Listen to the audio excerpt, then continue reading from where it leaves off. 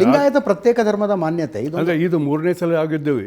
2017 ಚಾಲದ 3ನೇ ಸಲ ಆಗಿದ್ದು. 3ನೇ ಸಲ. ಅದಕ್ಕೆ ಅವಾಗ ಯಾವ ಪಕ್ಷನೂ ಇರಲಿಲ್ಲ, ಪ್ರಜಾ ರಾಜ್ಯನೂ ಇರಲಿಲ್ಲ, ರಾಜರಿದ್ದರು, ಅಲ್ಲಿ ಬ್ರಿಟಿಷರಿದ್ದರು. ಅವಾಗಿನ ಹೋಟೆಲ್ ಬಗ್ಗೆ ಭಾಳ ಮಂದಿಗೆ ಗೊತ್ತಿಲ್ಲ. ಹೀಗಾಗಿ ಏನಂತಾರೆ, ಇವಾಗ ಚಾಲನೆ ಮಾಡಿದ್ರು, ಇವಾಗ ಕಾಂಗ್ರೆಸ್ ಚಾಲನೆ ಮಾಡಿದ್ರು, ಸಿದ್ದರಾಮಯ್ಯ ಚಾಲನೆ ಮಾಡಿದ್ರು, ಇವೆಲ್ಲ ಚಾಲು ಆಗಿದೆ ಇತ್ತೀಚೆಗೆ.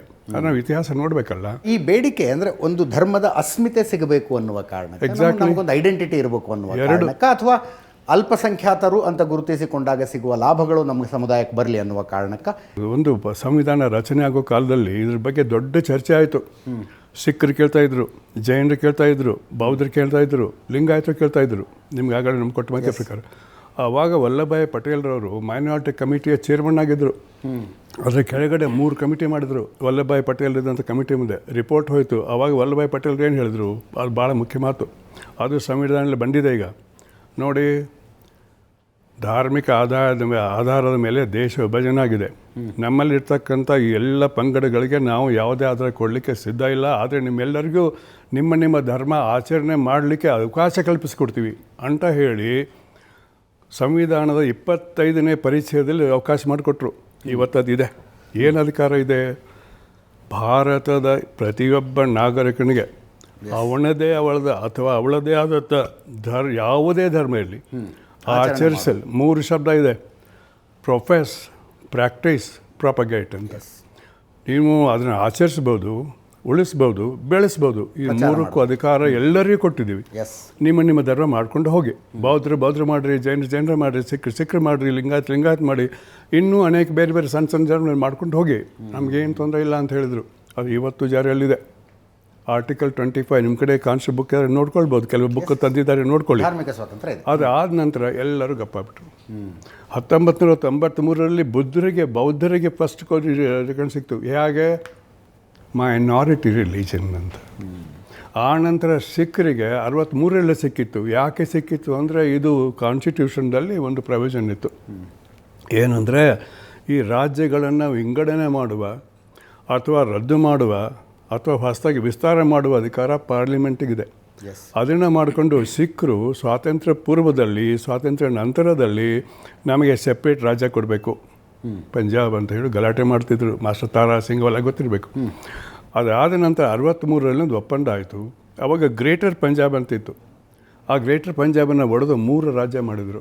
ಮುಂದೆ ಈ ಹೊಸ ಕಾಯ್ದೆ ಬಂದ ಮೇಲೆ ಅವ್ರನ್ನ ನೋಟಿಫೈ ಮಾಡಿದ್ರು ಮೈನಾರಿಟಿ ರಿಲಿಜನ್ ಅಂತ. ಯಾರಿಗೆ? ಸಿಖ್ರಿಗೆ. ಆ ಪ್ರಕಾರ ನೋಡಿದರೆ ಇವತ್ತು ನಮ್ಮ ಕಾನೂನಿನ ವ್ಯವಸ್ಥೆಯಲ್ಲಿ, ಆಡಳಿತ ವ್ಯವಸ್ಥೆಯಲ್ಲಿ ಈ 3 ಭಾರತೀಯ ಧರ್ಮಗಳಿಗೆ, ಬೌದ್ಧ, ಜೈನ, ಸಿಖ್ರಿಗೆ ಮೈನಾರಿಟಿ ರಿಲಿಜನ್ಸ್ ಅಂತ ತಿಳ್ಕೊಂಡು ಸ್ವತಂತ್ರ ಧರ್ಮ ಹೇಳಿದ್ದಾರೆ ಹೊರತಾಗಿ ಸ್ವತಂತ್ರ ಧರ್ಮದ ಮಾನ್ಯತೆ ಕೊಡುವ ಅಧಿಕಾರ ಯಾವ ಸರ್ಕಾರಕ್ಕೂ ಇಲ್ಲ ರೀ. ಸ್ವತಂತ್ರ ಧರ್ಮ ಅಂತ ಅನೌನ್ಸ್ ಮಾಡುವ ಅಧಿಕಾರ ರಾಜ್ಯ ಸರ್ಕಾರಕ್ಕೂ ಇಲ್ಲ, ಕೇಂದ್ರ ಸರ್ಕಾರ ಇವತ್ತು ಹಾಗೇ ಇದೆ. ಲಿಂಗಾಯತ ಸ್ವತಂತ್ರ ಧರ್ಮದ ಹೋರಾಟನೇ ಅಲ್ವಾ ನೀವು ಮಾಡೋದು? ಅಲ್ಲ. ಈಗ ಯಾಕೆ ಅಂದರೆ, ಸ್ವತಂತ್ರ ಧರ್ಮ ಅಂದರೆ ಸರ್ಕಾರ ನಿಮ್ಗೆ ಕೊಟ್ಬಿಟ್ಟಿದೆ, ಮಾಡ್ಕೊಂಡು ಹೋಗ್ರಿ ನಿಮ್ಮದು. ಹೌದು, ನಮಗೆ ಅವ್ರು ಕೇಳೋದು. ಅಜಿತ್ ಹನುಮಕ್ನವ್ರಿಗೆ ನನಗೇನೋ ಒಂದು ರಿಯಲೈಸೇಷನ್ ಆದ್ರೆ ನನ್ನದೇ ಒಂದು ಸರ್ಕಾರಕ್ಕೆ ಅಧಿಕಾರ ಇಲ್ರಿ. ನನಗೆ ಆ ಅಧಿಕಾರ ನಾನು ಹುಟ್ಟುವಾಗ ಇದೆ, ನನಗೆ ಕಾನ್ಸೆಪ್ಟ್ ಕೊಟ್ಟಿದೆ ಆರ್ಟಿಕಲ್ ಕೆಳಗಡೆ. ಇವ್ರು ಯಾರು ಕೊಡೋದಕ್ಕೆ? ಇದು ಸ್ವತಂತ್ರ ಧರ್ಮದ ಹೋರಾಟ ಅಲ್ಲ. ಅದನ್ನ ಮೇಲೆ ಅರ್ಥ ಮಾಡ್ಕೊಳ್ಳಿ. ಮತ್ತೆ ಹೋರಾಟ ಯಾವುದಕ್ಕೆ ಸರ್ ಇದು? ನಾನು ಹೇಳ್ದಲ್ಲ, ಮೈನಾರಿಟಿ ಸ್ಟೇಟಸ್ ಕೊಡಿ. ನೀವು ಈ ಸುಪ್ರೀಂ ಕೋರ್ಟನ್ನು ಕೇಳಿ, ಹೈಕೋರ್ಟ್ ಕೇಳಿ, ದೇಶದ ಯಾವುದೇ ವಕೀಲರನ್ನು ಕೇಳಿ, ನೀವು ಹುಟ್ಟಿದಾಗ ನಿಮ್ಮ ಧರ್ಮ ನೀವು ಸ್ವತಂತ್ರರೇ. ಅದನ್ನ ಮುದ್ರೆ ಇವತ್ತಿ ಆರ್ಡರ್ ಕೊಟ್ಟಿರ್ತ ಸರ್ಕಾರ ಕೇಂದ್ರಕ್ಕೂ ಇಲ್ಲ, ರಾಜ್ಯಕ್ಕೂ ಇಲ್ಲ. ಆರ್ಟಿಕಲ್ 25 ನಿಮ್ಮ ಜನ್ಮಸಿದ್ಧ ಹಕ್ಕು, ನನ್ನ ಹಕ್ಕು ಕೂಡ ಹೌದು, ಎಲ್ಲರ ಹಕ್ಕು ಹೌದು. ಅದಕ್ಕೆ ನೀವು ಸ್ವತಂತ್ರ ಮ್ಯಾಗ ಕೇಳ್ತಾ ಇಲ್ಲ. ನಾನೇನು ಹೇಳಿದೆ, ಇದಕ್ಕೆ ಅವಕಾಶನೇ ಇರಲಿಲ್ಲ ಇವನ್ ಮೈನಾರಿಟಿಗೂ ಕೂಡ. ಭಾರತ ಸಂವಿಧಾನದಲ್ಲಿ 25ರಿಂದ 29ನೇ ಏನು ಪರಿಚ್ಛೇದಗಳಿದೆ, ಆರ್ಟಿಕಲ್ 25 to 29ರಲ್ಲಿ ಫಸ್ಟ್ ಟೈಮ್ ಮೈನಾರಿಟಿ ಶಬ್ದ ಬರ್ತದೆ. ಆದರೆ ಮಾನ್ಯ ಅರ್ಥ ಏನು ಅನ್ನೋದು ಹೇಳಿಲ್ಲ. ಅಲ್ಲಿ 2 ಥರ ಹೇಳಿದ್ದಾರೆ: ಲಿಂಗ್ವಿಸ್ಟಿಕ್, ಭಾಷಿಕ ಮೈನಾರಿಟಿ, ಧಾರ್ಮಿಕ ಮೈನಾರಿಟಿ. ಇವಾಗ ಭಾಷಿಕ ಮೈನಾರಿಟಿ ಕರ್ನಾಟಕದಲ್ಲೇ ಪ್ರಥಮ ಉದಾಹರಣೆ ತುಳು. ಯಾರು ಕೊಟ್ಟರು? TMA ಪೈ ಕೇಸ್ನಲ್ಲಿ. TMA ಪೈ ಕೇಸ್ನಲ್ಲಿ ಬಾಂಬೆ ಇದು ಕರ್ನಾಟಕ ಹೈಕೋರ್ಟಿಗೆ ಬಂದಾಗ ಜಸ್ಟಿಸ್ ರಾಮ ಜೋಯಿಸರು ಜಜ್ಮೆಂಟ್ ಕೊಟ್ಟಿದ್ದಾರೆ. ಏನಂತೆ, ತುಳು ಕರ್ನಾಟಕದಲ್ಲಿ ಒಂದು ಚಿಕ್ಕ ಭಾಷೆ, ಅದನ್ನು ಬೆಳೆಸೋದು ಉಳಿಸೋದು ಸಂವಿಧಾನದಲ್ಲಿ ಹಕ್ಕಿದೆ, ಅದರಿಂದ ಕೊಟ್ಬಿಡಿ ಅವರಿಗೆ ಅಂತ ಕೊಟ್ಬಿಟ್ಟ ಮೇಲೆ ಅವ್ರ ಮೈನಾರಿಟಿ ಲಿಂಗ್ವಿಸ್ಟಿಕ್ ಬಂತು first time in the country. ಅದು TMA institute of management versus government of India, state of Karnataka. Okay. ಅಲ್ಲೇ ಕೊಟ್ಟರು. ಆವಾಗಿನಿಂದ ಈ ಮಣಿಪಾಲ್ ಸಂಸ್ಥೆಗಳು ಎಲ್ಲ ಸ್ವತಂತ್ರ ಮೈನಾರಿಟಿಯಾಗಿ ಬೆನಿಫಿಟ್ ಪಡಿತಾ ಇದೆ. ಇದು ಭಾಷಿಕದು ಕರ್ನಾಟಕ ಉದಾಹರಣೆನೇ. ಎರಡನೇದು ಧಾರ್ಮಿಕ ಬಂದಾಗ ನಿಮ್ಮ ಮೂರು ಉದಾಹರಣೆ ಹೇಳಿಬಿಟ್ಟೆ. ಸಿಖ್ಖರಿಗೆ ನೋಟಿಫೈ ಮಾಡಿದ ನಂತರ 93 ನಂತರ, ಯಾಕೆ ಕಾಯ್ದೆ 97 ಕಾಯ್ದೆನೇ ಇರಲಿಲ್ಲ. ಓಕೆ. ಆವಾಗ ಇವು ಮೂರನ್ನು ಇವತ್ತು ಇದೆ, ಸಿಖ್ರು, ಬೌದ್ಧರು, ಜೈನರು.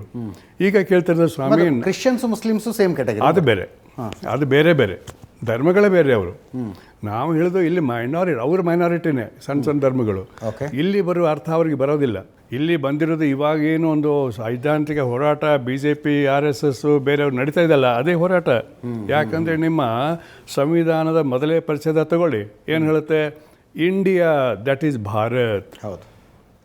ಅಲ್ಲಿ ಹಿಂದೂಸ್ತಾನ್ ಅಂತಿಲ್ಲ, ಹಿಂದೂ ಅಂತಿಲ್ಲ. ಹಿಂದೂ ಅನ್ನೋ ಶಬ್ದ ಬರೋದು ಆರ್ಟಿಕಲ್ 25ನಲ್ಲಿ ಬರ್ತದೆ. ಅದಕ್ಕೆ ಬೇರೆ ದೊಡ್ಡ ಕಥೆ ಇದೆ. ಈ ಮೈನಾರಿಟಿ ಧರ್ಮನ ಯಾಕೆ ಕೇಳ್ತಾ ಇದ್ದಾರೆ ಅಂತಂದರೆ, ನಿಮಗೆ ಮೈನಾರಿಟಿ ಅಂದರೆ ಮಾತ್ರ ಸ್ವತಂತ್ರ ಅಂತ ಅರ್ಥ, ಇಲ್ಲ ಅಂದರೆ ಇಲ್ಲ. ಯಾಕೆ ನೀವು ಆಚರಿಸ್ಕೊಂಡು ಹೋಗು. ಕಮ್ಯುನಿಟಿಗೆಲ್ಲ ಅದು ವ್ಯಕ್ತಿಗಿದೆ. ಈಗ ಇಲ್ಲಿ ಕೂತಿದ್ದಾರೆ ಹಿಂದೂಗಳಂದರೆ ವ್ಯಕ್ತಿಗಳು. ಹಿಂದೂ ಧರ್ಮ ಅನ್ನೋದಕ್ಕೆ ಬೇರೆ ಅರ್ಥ ಇದೆ. ಲಿಂಗಾಯತರು ವ್ಯಕ್ತಿಗಳು, ಈ ಸಿಖ್ರು ವ್ಯಕ್ತಿಗಳು, ಜೈನರು ವ್ಯಕ್ತಿಗಳೇ ಮಾಡ್ಕೊಂಡು ಹೋಗಿ. ಯಾಕಂದರೆ ಆರ್ಟಿಕಲ್ 25 ಪ್ರತಿಯೊಬ್ಬ ಸಿಟಿಸನ್ಗಿದೆ. ಅದರಲ್ಲಿ ಇನ್ನೂ ಪ್ರಯೋಜನ ಇದೆ. ನೀವು ವ್ಯಕ್ತಿಗಳಾದವರು ಗುಂಪುಗಳನ್ನು ಕಟ್ಕೊಳ್ಬೋದು, ಶಿಕ್ಷಣ ಸಂಸ್ಥೆ ಕಟ್ಕೊಳ್ಬೋದು. ಅದಕ್ಕೂ ಹಕ್ಕಿದೆ. 26, 27, 28ನೇ ಪರಿಚಯದ ಅದಕ್ಕೂ ಕೊಟ್ಟಿದ್ದಾರೆ. ಈ ಸಂಸ್ಥೆಗಳು, ಈ ಜನ ತಮ್ಮದೇ ಆದಂಥ ಸಂಸ್ಥೆಗಳನ್ನ ಕಟ್ಕೊಳ್ಬೋದು, ಶಿಕ್ಷಣ ಕೊಡ್ಬೋದು, ಧಾರ್ಮಿಕ ಶಿಕ್ಷಣ ಕೊಡ್ಬೋದು. ಅದಕ್ಕೆಲ್ಲ ಪ್ರೊಟೆಕ್ಷನ್ ಇದೆ. ಅದೇ ಆರ್ಟಿಕಲ್ ಬಂದಿದೆ. ಯಾಕಂದರೆ ವಲ್ಲಭಭಾಯಿ ಪಟೇಲರು ಕಾನ್ಸ್ಟಿಟ್ಯೂಟ್ ಅಸೆಂಬ್ಲಿಯಲ್ಲಿ ಹೇಳಿದ್ದು, ನಿಮಗೆ ಈ ಪ್ರೊಟೆಕ್ಷನ್ ಕೊಡ್ತೀವಿ, ಮಾಡ್ಕೊಟ್ಕೊಂಡು ಹೋಗಿ, ಧರ್ಮ ಕೇಳಬೇಡ್ರಿ. ಅದರಿಂದ ಇದು ಬಂದಿರೋದು. ಇವಾಗ